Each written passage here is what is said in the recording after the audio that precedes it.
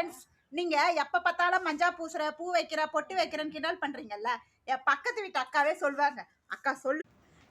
ஏன்க்கா அக்கா நான் எவ்வளோ நாளாக பூசின்னு இருக்கேன்க்கா. சின்ன வயசுல இருந்தா போட்டு தானே இருக்கேன். அவளுக்கு மஞ்சா பூசினாதான் அழகு. எனக்கு மஞ்சள் தானே ரொம்ப பிடிக்கும். இன்னைக்கு ஒரு வயசுல இருந்தானே போட்டுன்னு இருக்கேன்.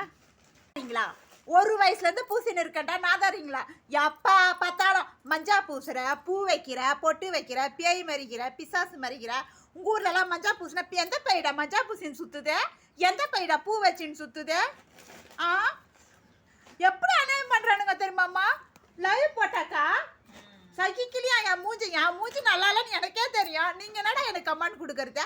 உன் அப்பா வீட்டு காசாடா உங்களுக்கு என்னடா வந்தது? அக்கா கண்ட மணிக்கு வெறுப்பேத்துறானுங்க அக்கா.